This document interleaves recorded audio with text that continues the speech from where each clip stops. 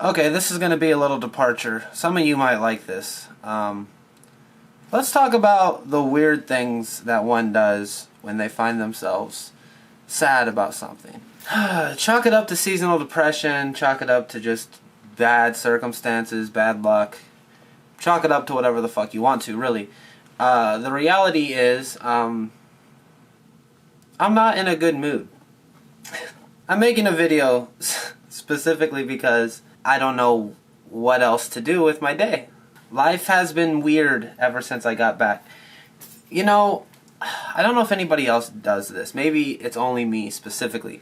Do you ever associate things with other parts of your life, and then when that part of your life ceases to exist for whatever reason, you can no longer find comfort in the thing that you once enjoyed? Maybe there's a song that you used to love, but now you associate it with something or somebody and it makes you sad, so you can no longer listen to the song. I have a whole back catalog of terrific fucking songs that I just cannot listen to anymore. There's an album by Death Cab for Cutie called Transatlanticism. I think that's what it's called. It's been about a decade since I've listened to it. But I associate that with the summer of 2008. And it's weird because I view that time as a very life-defining period for me. But it also is relatively sad.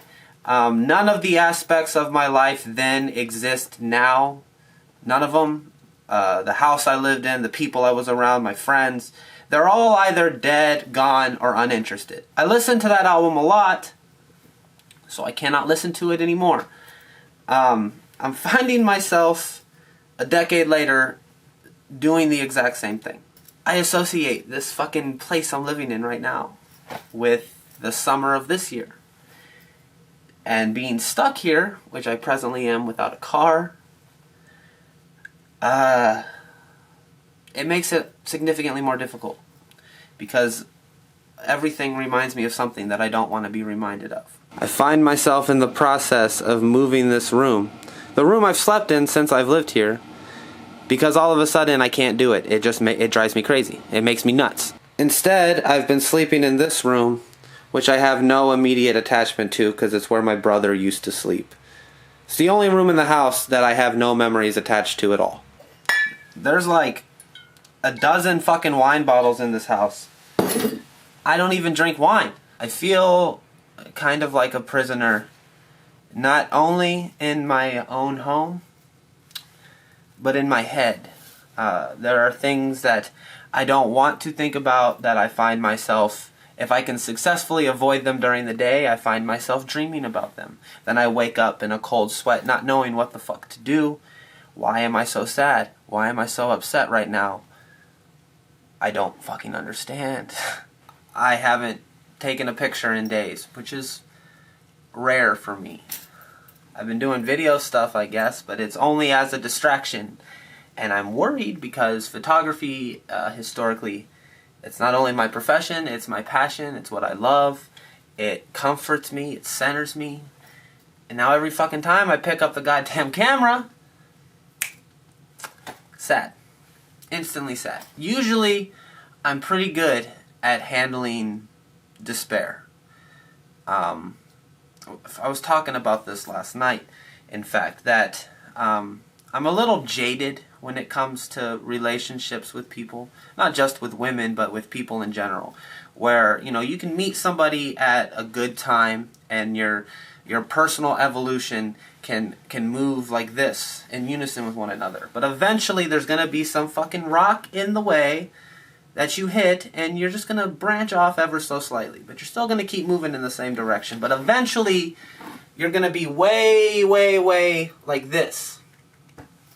Now, historically speaking, I've always been able to justify that just because it got to this eventually, this doesn't matter. What matters is the time that you were like this. That's the important part. Whoever drank this wine, I'm sure they knew what the end result of this wine was going to be. Red wine gives you quite a gnarly fucking headache, but did it stop the person from drinking it? No. Nor should it have. But it's something that I struggle with at the same time, because when you're in the period when this happens, and this is kind of how I feel with almost everybody. I'm at such a great distance between me over here in this corner and everybody else in a group, like a congregation down here. I begin to wonder, and this is the first time I've done this, what the fuck's the point? Why have relationships with anybody? Why get close to anyone? I don't know where I was. I think I was talking about weird things that people do when they're in like a depressive lull. I know a lot of you guys that follow me happen to struggle with some of the same things. When you make content like mine, I guess it kind of attracts that misery loves company or whatever. Is there any weird shit that you do in these periods of malcontent? All my shit keeps breaking. My car.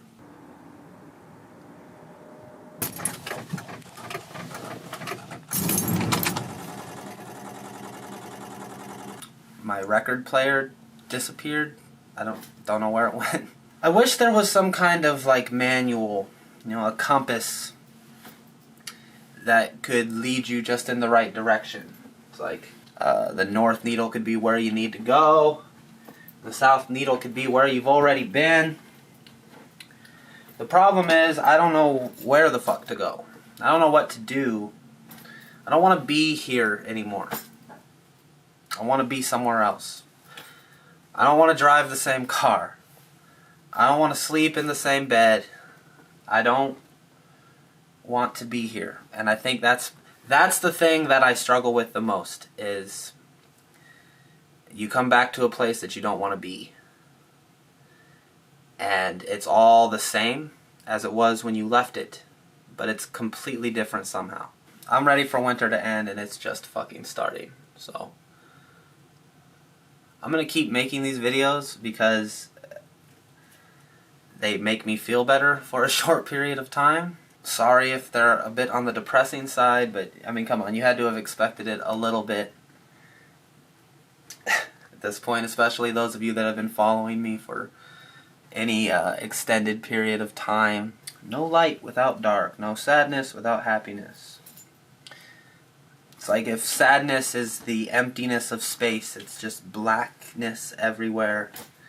And there's like small beams of light that shine directly into your eyes occasionally. And they're temporary. They don't last very long. And they're warm. In the infinite coldness of space, there are these small pockets of time when warmth hits you and light hits you and everything is good. There's no pain. It's paradise without the ands and ifs and buts. Because paradise happens to be littered with those. If you look up, you don't see all the refuse on the ground, and you can kind of get away with it for a little while. This is pretty. The sky is beautiful. The people are all smiling, and they all have perfect teeth. But the moment you find yourself averting your gaze, looking down at the ground, you see, but, and, if only, and then, after a while, that's all you notice.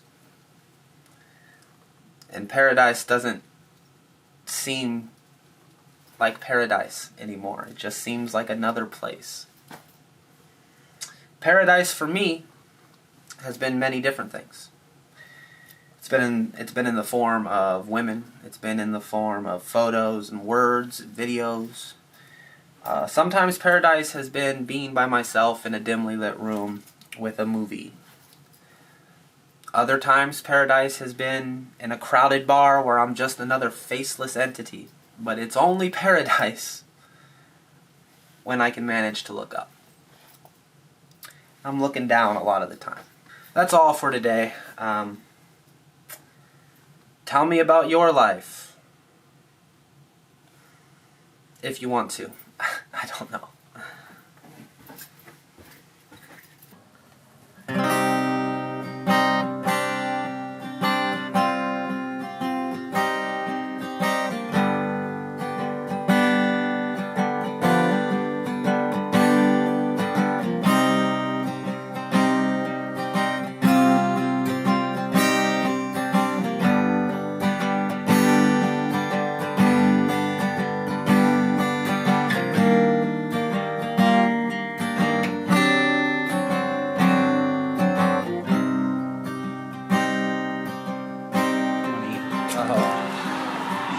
mom used to tell me I looked just like the singer of that band, and it used to make me so upset. He's a pretty handsome guy. I never thought so.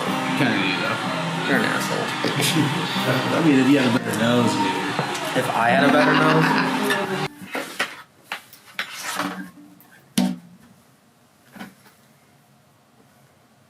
Listen, you're inconspicuously handsome, was it? No, it's ironically attractive. Ironically attractive.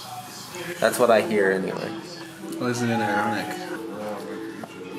I might not be that cute, but